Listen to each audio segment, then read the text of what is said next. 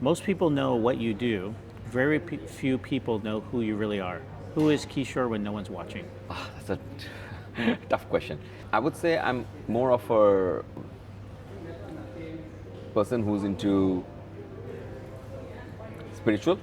I spend a lot of time in prayer and worship and in spiritual activities. I should say that. That's where I spend most of my time. And then when I'm with family, it's always with my kid, with my wife. My weekdays are most of the time trading, so that occupies my time. But yeah, I believe in concept of abundance, which comes from my belief in, I would say, the kingdom wealth. Let's put it this way. If I met the 18-year-old Kishore today, what would surprise him most about the man you've become? 18-year-old Kishore was very, I would say,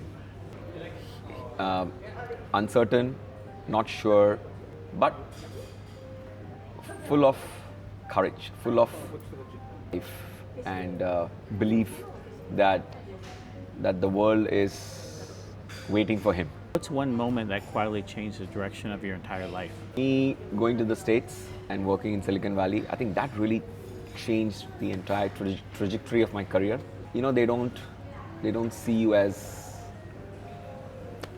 an Asian. They see you based on your skill set. They judge you on your ability to get the job done. That kind of really changed my perspective, and I really understood why America is called the land of opportunity. What's a struggle you've never been glad you experienced, but you're grateful it shaped you? Quite a few struggles actually. The common struggle which we all faced was during COVID, but that's something which we all faced. But COVID was special to me because I had to look after my mother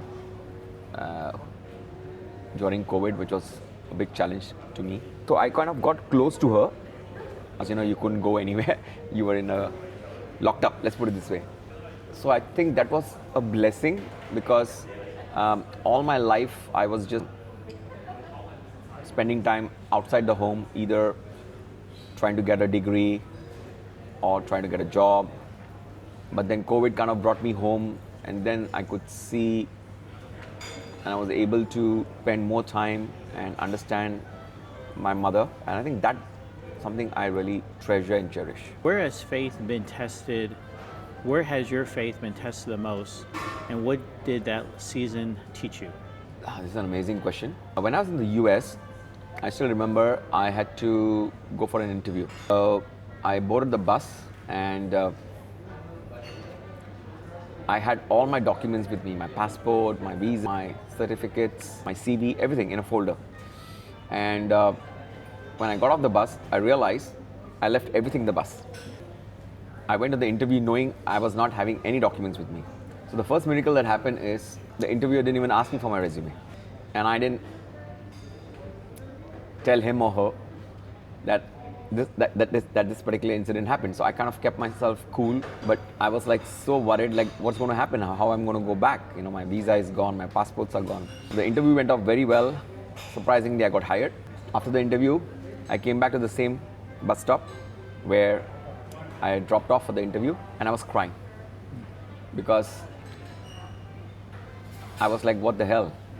And to my surprise, it's the same bus that kind of goes around, you know, it's from start to end. It's the same bus, it's the same number. So I hopped into the bus, and then the driver said, this earlier today when you came in the bus, you left your folder. I've kept it.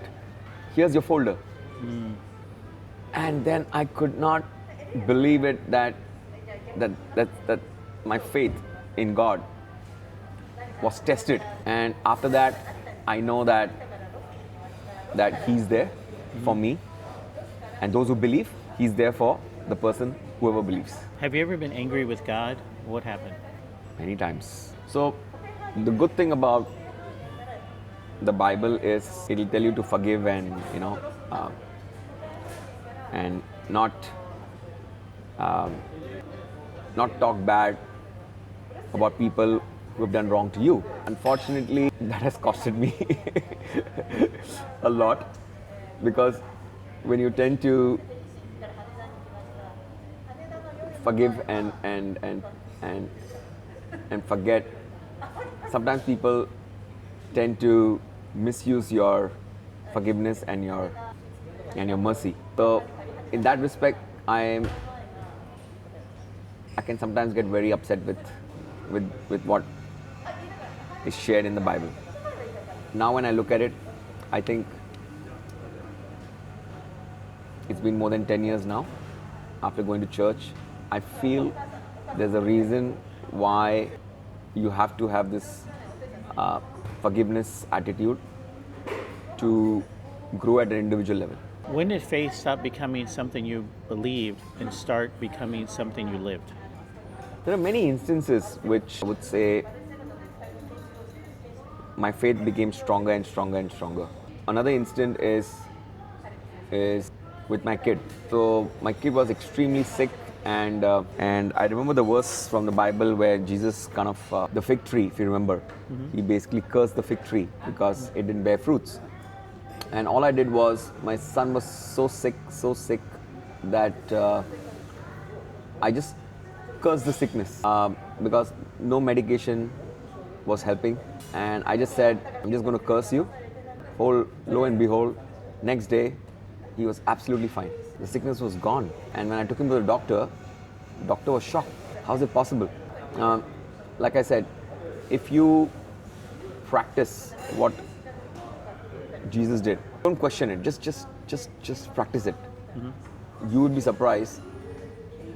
Miracles will happen in your life.